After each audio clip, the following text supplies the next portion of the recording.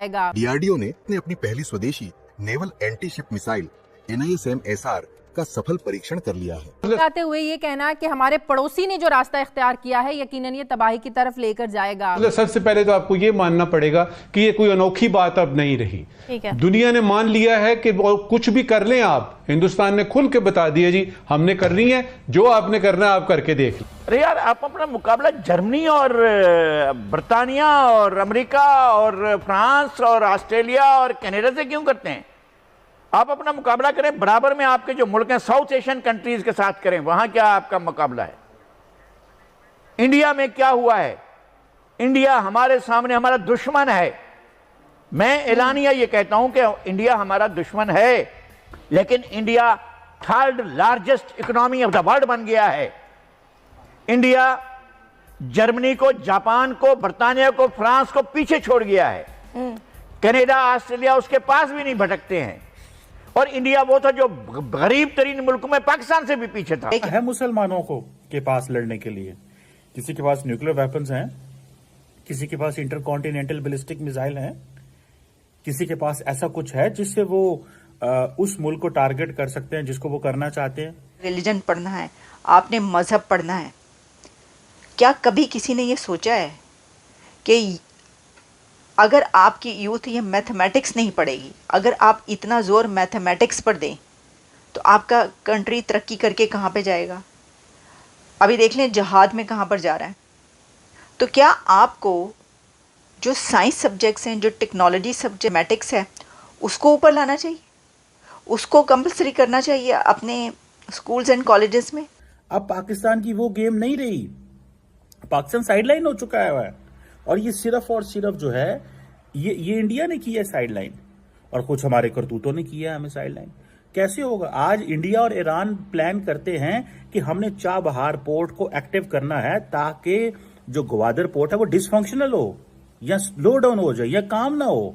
आप कह रहे हैं वर्ल्ड वॉर 3 हो जाए। भाई पाकिस्तान किस बुनियाद के ऊपर? जय हिंद। तो दोस्तों, डीआरडीओ ने एक बहुत ही बड़ी उपलब्धि हासिल कर ली है, जिसको देखने के बाद पाकिस्तानी मीडिया भी पागल हो चुकी है और दुनिया हैरान हो चुकी है। डीआरडीओ ने एक ऐसी मिसाइल बना दी है जो दुनिया को पूरी तरह से शॉक कर चुकी है। चलिए पहले वीडियो देखते हैं, मिलेंगे वीडियो को लास्ट में, फिर बात करेंगे वीडियो के बारे में।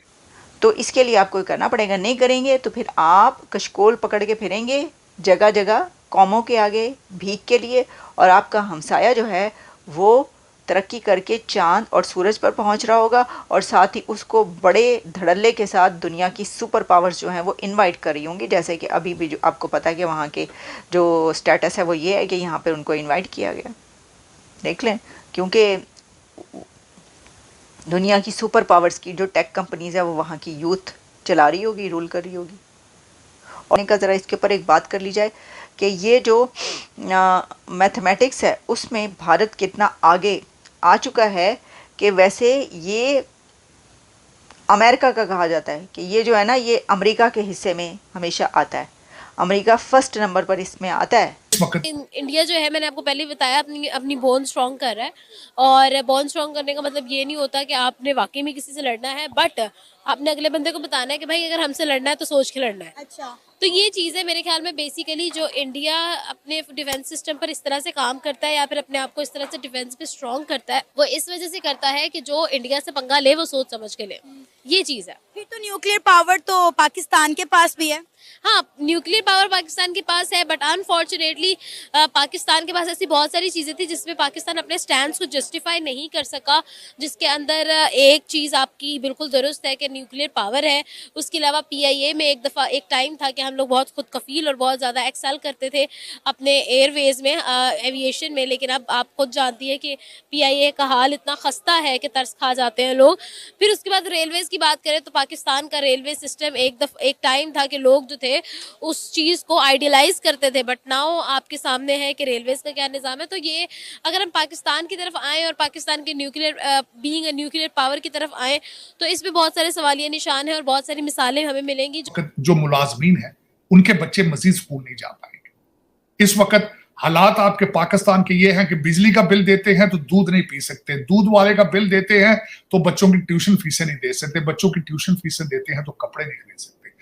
रिसेंट अभी मेरी कल बात हुई है किसी के साथ, इस वक्त जियो एक मूवमेंट चला रहा है पाकिस्तान की इकॉनमी के हवाले से। तो जब मैं उसके बारे में पढ़ रहा था, अफसोस के साथ मैं ये कहूंगा चीमा साहब, इस ईद के ऊपर लोग ईद की शॉपिंग नहीं कर सके। लोग पिछली छोटी ईद के ऊपर लोग अपने बच्चों को कपड़े और जूते लेके नहीं दे सके। काश कि उसके बारे में कुछ किया होता। पाकिस्तान की इकॉनमी के बारे में बात किया। पाकिस्तान के ऊपर ये गंदम का फ्रॉड हुआ है, उसकी इमरजेंसी कौन लगाएगा चीमा साहब? मैं ये पूछना चाहूंगा। किसान पहले आप जरा इस पे मैं देखने वालों की तवज्जो चाहूंगा चीमा साहब। पहले आपने गंदम लगाओ की एक मुहिम चलाई, हर किसान को कहा गंदम लगाओ। फिर उसके बाद आपने एक्सपोर्ट कर ली गंदम। अब वो गंदम लगा चुका है, उसको संभालने के फिर आपने उसकी सस्ते दामों, अब हुआ क्या है, पहले आपने गंदम इंपोर्ट करके पैसा बनाया है फ्रॉड का, फिर अब वो जो किसान है उसकी गंदम सस्ती लेकर आप फिर पैसा बनाए, फिर आप इसकी शॉर्टेज करें। तो ये फ्रॉड की इमरजेंसी कौन लगाएगा? इस कौम को तबाह करने की इमरजेंसी क्यों नहीं लगती इसके अंदर? और फिर एक और बात ये है चीमा साहब, ये जो 26 मिलियन बच्चा है अनपढ़, ये पैदल चल के ओवरसीज जाएगा, पैदल चल के आएगा, या मंडी बहाउद्दीन से बच्चा निकलेगा, आधे मर जाएंगे टर्की के पास समंदर में, और आधे ग्रीस पहुंच जाएंगे। फिर आप आके इन एम्बेसियों में हमें कहते हैं आप हमारा डायस्पोरा है, आप पाकिस्तान पैसे भेजें, आप ये 26 मिलियन बच्चा जो अनपढ़ है जाहिल, फिर आप कहते हैं आप डायस्पोरा बन जाए। फिर आप हमें आके यहाँ भाषण देते हैं वॉशिंगटन डीसी में कि you are the ambassador of Pakistan, how dare you do that? तो वो तो अपनी यूथ को वही कुछ आप देखें ना, ऐसी ही थोड़ी इतनी बड़ी ताकत बन चुका है। और अब अगर जो तीसरी ताकत बन के उभर के सामने आ रहा है वो इंडिया है, और वो उसने देख लें वो भी इसके अंदर जो है। तो आप ज़रा जोड़ें, आप लिंक जोड़ें कि कौन से कंट्रीज़ इस कंपटीशन में ऊपर हैं, वही जो दुनिया में पहली, दूसरी और तीसरी ताकत सुपर पावर कहलाते हैं, और इस कंपटीशन में भी वही रैंकिंग है। इससे आपको अंदाज़ा हो सकता है कि जो इस रैंकिंग में कंट्री जिस जगह पर है वो दुनिया के स्टेटस में भी उसी जगह पर होगा। ये है एजुकेशन और दुनिया पर रूल करने का ताना बाना। ये आज से थोड़ी कुछ हुआ है, ये तो पहले दिन से ये सारा कुछ हो रहा है। 1947 से पहला लेटर अमेरिका को इमदाद के लिए लिखा है, वो कायदे आज़म साहब ने लिखा था, $2 बिलियन मांगे थे उनसे उन्होंने। पहले आप बहाना करते रहे कि भारत ने पैसे हमारे रोक लिए हैं, भारत ने सारी इंडस्ट्री वहां चली गई है, भारत की फौज इतनी बड़ी है, हमें बचाओ इनसे, ही हमें मार जाएंगे। फिर आप कभी सोशलिज्म को एंटी इस्लाम बनाते रहे हैं, कभी आप अफगानिस्तान के साथ करते रहे। अब आपकी लाटरियों पर लाटरियां निकली हैं।